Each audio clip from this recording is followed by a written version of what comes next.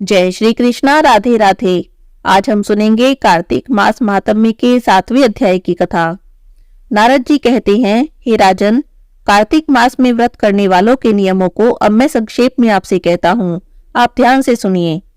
व्रती को सब प्रकार के आमिष मांस, उड़द, खटाई, राई, नशीली वस्तुओं का त्याग कर देना चाहिए।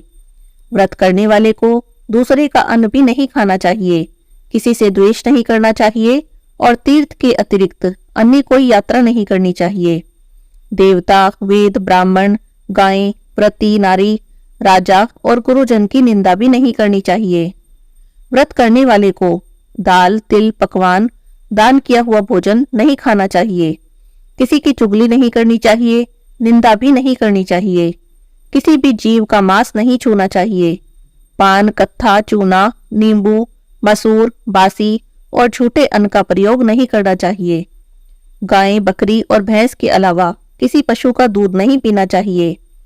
कांसे के पात्र में रखा हुआ पंचगव्य, बहुत छोटे घड़े का पानी और केवल अपने लिए ही पका हुआ अन्न प्रयोग करना चाहिए।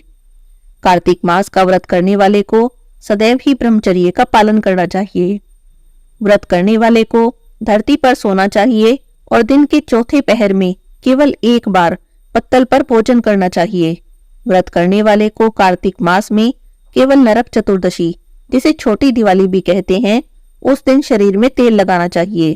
कार्तिक मास में व्रत करने वाले को सिंघाड़ा, प्याज, मट्ठा, गाजर, मूली, काशीफल, लौकी, तरबूज, इन वस्तुओं का प्रयोग तो बिल्कुल भी नहीं करना चाहिए। रजस्वला स्त्री, चांडाल, पापी, मलेच्छ, पतित, व्रतहीन, ब्राह्मण दोही और नास्तिकों से तो बातचीत भी नहीं करनी चाहिए। भगवान विष्णु को प्रसन्न करने के लिए अपनी शक्ति के अनुसार चंद्रायन आदि का व्रत करना चाहिए और नियमों का पालन करना चाहिए। व्रत करने वाले को प्रतिपदा को कुमड़ा, द्वितीया को कटहल, तृतीया को तरुणी स्त्री, चतुर्थी को मूली, पंचमी को बेल, षष्ठी को तरबूज, सप्तमी को आंवला, अष्टमी को नारियल, नवमी को मूली, दशमी को लौकी, एकादशी को परवल, द्वादशी को बेर, त्रयोदशी को मट्ठा, चतुर्दशी को गाजर और पूर्णिमा को शाक का प्रयोग नहीं करना चाहिए। रविवार को आंवले का प्रयोग नहीं करना चाहिए। कार्तिक मास में व्रत करने वाला यदि इन शाकों में से किसी शाक का सेवन भी करना चाहे तो पहले उसे ब्राह्मण को दान करे और फिर ग्रहण करे। यही विधान माघ मास के व्रत के लिए भी है। देवोत्थान एकादशी में पहले कही गई विधि के अनुसार नृत्य, जागरण, गायन वादी करना चाहिए। इसको विधि पूर्वक करने वाले मनुष्य को देखकर यमदूत ऐसे भाग जाते हैं जैसे सिंह की गर्जना से हाथी भाग जाते हैं। कार्तिक मास का व्रत सब व्रतों में श्रेष्ठ माना जाता है। इसके अतिरिक्त जितने भी व्रत हैं, यज्ञ हैं, वह 1000 की संख्या में किए जाने पर भी इसकी तुलना नहीं कर सकते, क्योंकि यज्ञ करने वाले मनुष्य को सीधा वैकुंठ की प्राप्ति होती है। जिस प्रकार राजा की रक्षा उसके अंगरक्षक करते हैं, उसी प्रकार कार्तिक मास का व्रत करने वाले की रक्षा भगवान विष्णु की आज्ञा से इंद्रादिक देवता करते हैं।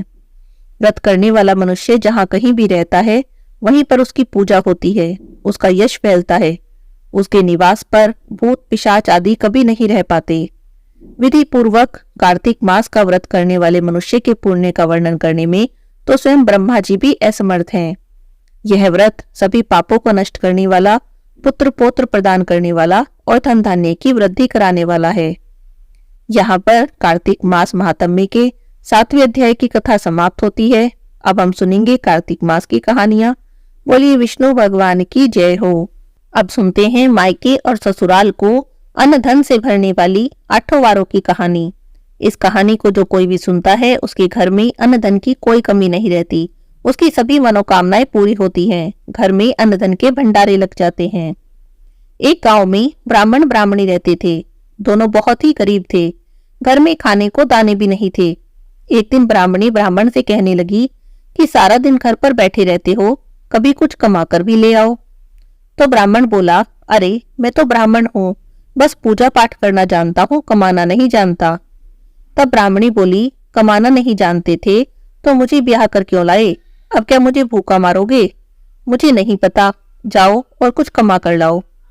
अब ब्राह्मण बेचारे घर से निकल पड़े। सोचने लगे कि क्या करूं, कमाना तो मैं जानता नहीं हूं। उन्होंने चलते चलते कहना शुरू कर दिया, राम कमाना ना जानो, राम कमाना ना जानो। भगवान ने देखा कि ब्राह्मण तो इतनी पूजा पाठ करता है, व्रत करता है, इस तरह भूखा प्यासा कमाने के लिए भटक रहा है, तो भगवान ने सोचा अगर इसे सहारा न दिया, इसका उद्धार न करा तो यह तो भूखा ही मर जाएगा, दोष तो मुझे ही लगेगा, फिर मुझे मानेगा कौन। भगवान एक ब्राह्मण का वेश धारण करके उसके पास आए और कहने लगे, क्या बात है भाई, कहाँ जा रहे हो, क्यों इतनी गर्मी में घूम रहे हो। तो ब्राह्मण बोला, भाई कमाना ना जानू, पत्नी कहती है कि कुछ कमा कर लाओ तभी घर में आना, इससे मैं घर से निकल पड़ा, पर मुझे तो कमाना नहीं आता। अब भगवान जो ब्राह्मण के वेश में थे बोले, भाई कमाना तो मुझे भी नहीं आता, लेकिन हाँ अट्ठों वारों की कहानी आती है, और मैंने सुना है कि अट्ठों वारों की कहानी जो कोई भी सुन ले उसके घर में अटूट धन के भंडारे भर जाते हैं, अगर तुझे सुननी हो तो मैं सुना दूं। अब उस गरीब ब्राह्मण ने सोचा कि चल काम धंधा तो कुछ मिला नहीं, इसकी कहानी ही सुनकर देख लूं क्या होता है। दोनों एक जगह बैठ गए। अब भगवान ब्राह्मण से बोले कि चावल के दाने ले ले और पानी का लोटा ले ले। उसने थोड़े से चावल के दाने ले लिए, पानी का लोटा ले लिया। भगवान ने कहानी कहनी शुरू कर दी। ढके बर्तन उघाड़ो, ओंधों को सीधा करो। भगवान ने कही, ब्राह्मण ने सुनी। इतवार, सोमवार, मंगलवार, बुधवार, बृहस्पतिवार, शुक्रवार, शनिवार, आठों वारों का आसरा, भरियो पीहर सासरा। इस तरह भगवान ने उस गरीब ब्राह्मण को कहानी सुना दी। ब्राह्मण बोला, भाई कहानी तो बड़ी अच्छी लगी, एक बार फिर सुना दे। तो भगवान ने एक बार फिर उसे कहानी सुना दी। अब भगवान बोले, अच्छा भाई अब मैं चलता हूँ, तू भी अपना काम धंधा ढूंढ ले। ऐसा कहकर भगवान तो वहां से चले गए। अब ब्राह्मण ने सोचा कहानी तो बहुत अच्छी है, चल रोज कहकर देखूंगा। उसने वहीं पर बैठे बैठे कहानी का नियम ले लिया। उसने सोचा लेकिन अपनी कहानी सुनाऊं किसे। आगे चला तो एक किसान खेत में हल चला रहा था। उसके पास गया, बोला, भाई मेरी अट्ठों वारों की कहानी सुन ले। किसान ने सोचा इसके साथ कौन अपना समय खराब करे, इसकी कहानी के चक्कर में उसने उसकी बात अनसुनी कर दी और आगे चलने लगा। अभी तो कदम चला था कि बैल तो नीचे बैठ गए थक कर। उसने सोचा अब खेत तो जुतेगा नहीं, चल बैठे बैठे इसकी कहानी ही सुन लूं। उसने पीछे से ब्राह्मण को आवाज लगाई, बोला, चल अपनी कहानी सुना दे। तब ब्राह्मण बोला, चावल के दाने ले ले, पानी का लोटा ले ले। किसान ने चावल के दाने और पानी का लोटा ले लिया। ब्राह्मण ने कहानी कहनी शुरू की। ढके बर्तन को उखाड़ो, ओंधों को सीधा करो। इतवार, सोमवार, मंगलवार, बुधवार, बृहस्पतिवार, शुक्रवार, शनिवार, आठों वारों का आसरा, भरियो पीहर सासरा। इस तरह ब्राह्मण ने कहानी कही और किसान ने सुनी। किसान बोला, भाई कहानी तो बहुत अच्छी है, एक बार फिर सुना दे। तो ब्राह्मण ने फिर कहानी सुना दी। जैसे ही कहानी पूरी हुई बैल तो उठकर खड़े हो गए। किसान ने खेत जोतना शुरू कर दिया। अभी 2 ही कदम चला था कि उसका हल किसी चीज से टकराया और जोर की आवाज हुई। उसने देखा तो वहां से 2 घड़े निकले, सोने चांदी से भरे थे, हीरे मोती से भरे थे।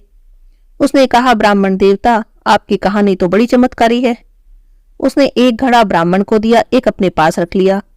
ब्राह्मण आगे चल दिया। आगे चला तो एक पनिहारिणी पानी भर रही थी। उसे रोककर बोला, बहन मेरी कहानी सुन ले। पनिहारिणी बोली, तुझे तो कुछ काम है नहीं, खाली घूम रहा है।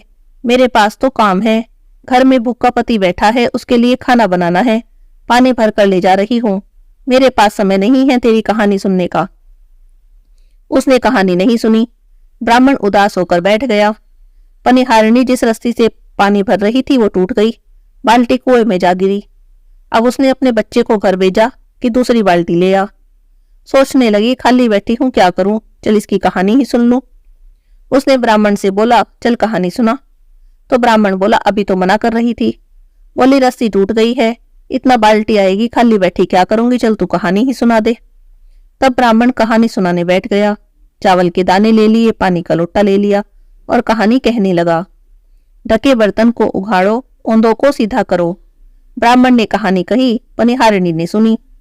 इतवार, सोमवार, मंगलवार, बुधवार, बृहस्पतिवार, शुक्रवार, शनिवार, आठों वारों का आसरा, भरियो पीहर सासरा। इस तरह से उसने उस पनिहारिणी को भी कहानी सुना दी। कहानी सुनकर पनिहारिणी उठी तो देखती क्या है कि कुएं में से तैरकर बाल्टी ऊपर आ गई है। उसके सारे मिट्टी के घड़े जो रखे थे वो सारे सोने के हो गए हैं। वो तो बड़ी खुश हो गई और खुशी खुशी अपने घर चली गई। ब्राह्मण ने सोचा, घर से निकला हूं, चल बेटी के भी होया हूं, बहुत दिन हो गए। वो बेटी के घर चला गया। उसके नाती नातिनों ने नाना को दूर से आते देखा तो अपनी माँ से जाकर कहने लगे कि माँ, नाना आ रहे हैं।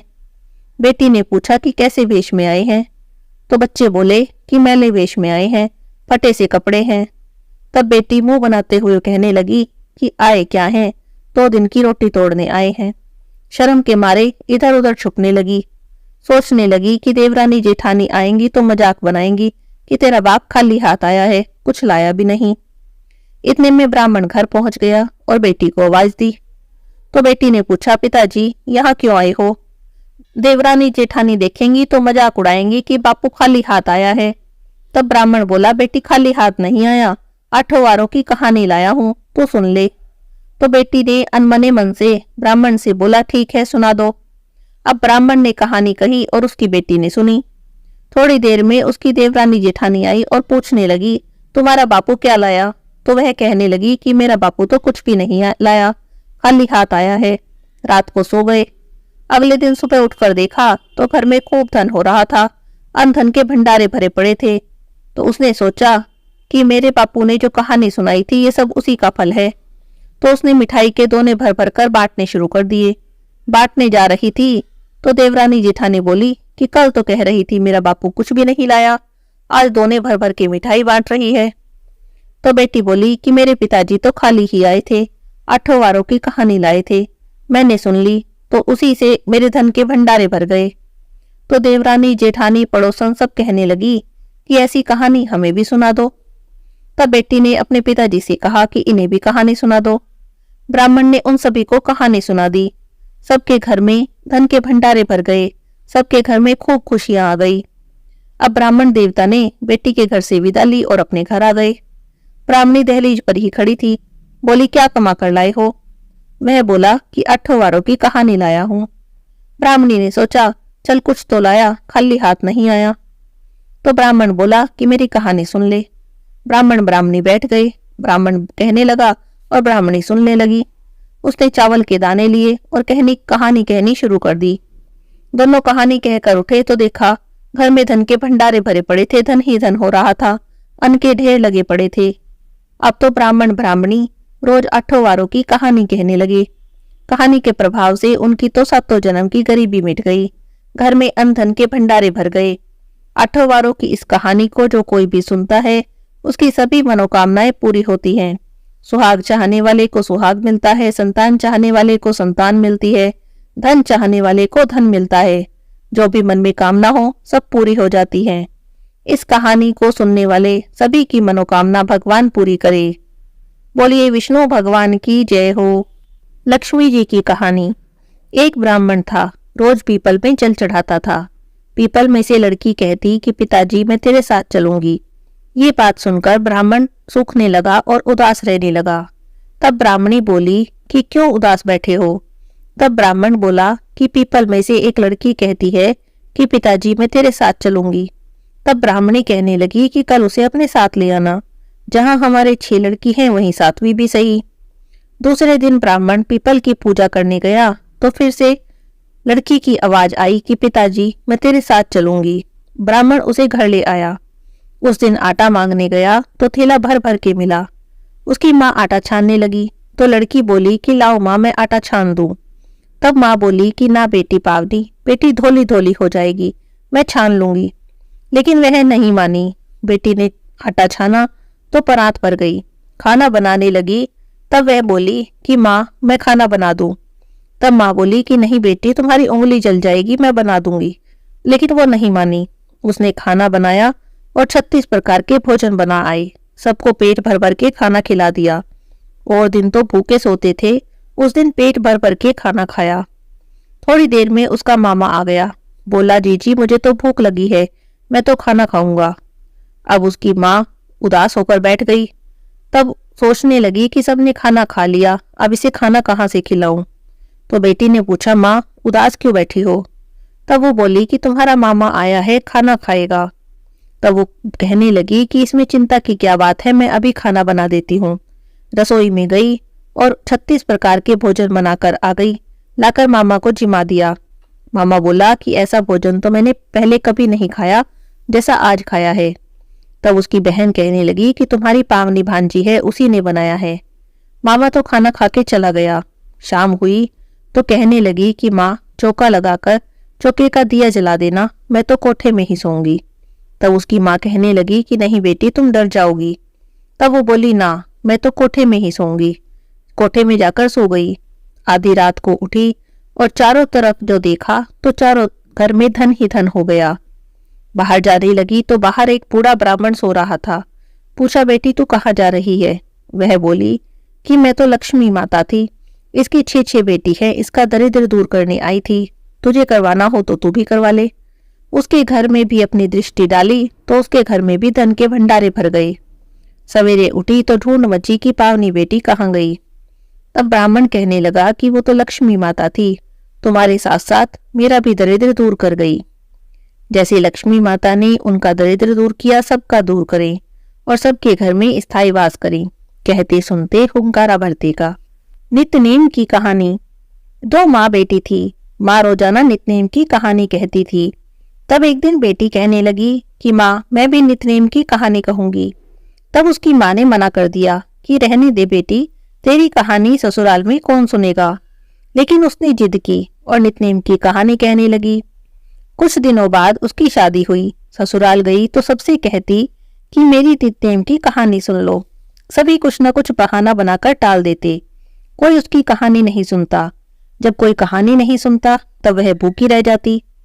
एक दिन उसकी पड़ोसन उसे कहने लगी कि तुम इतनी दुबली क्यों हो गई हो, क्या तुम खाना नहीं खाती?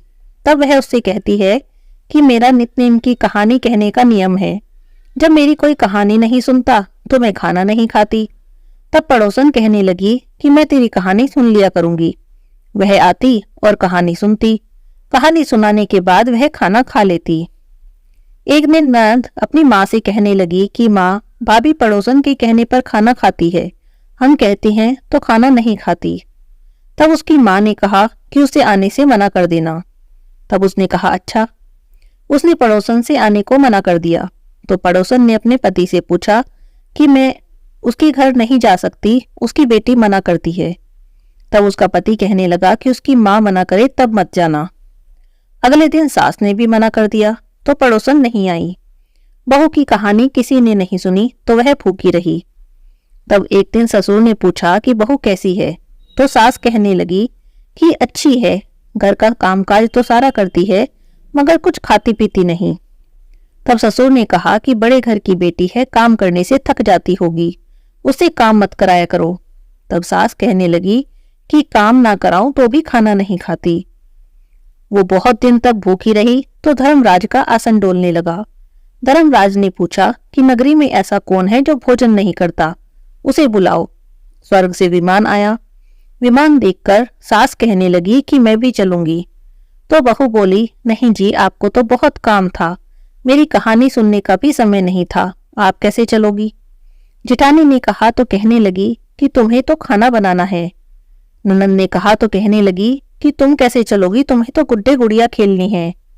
पड़ोसन ने कहा कि मैं चलूं तो कहने लगी हाँ चलो, तुम मेरे साथ चलो, तुमने ही मेरी कहानी सुनी है।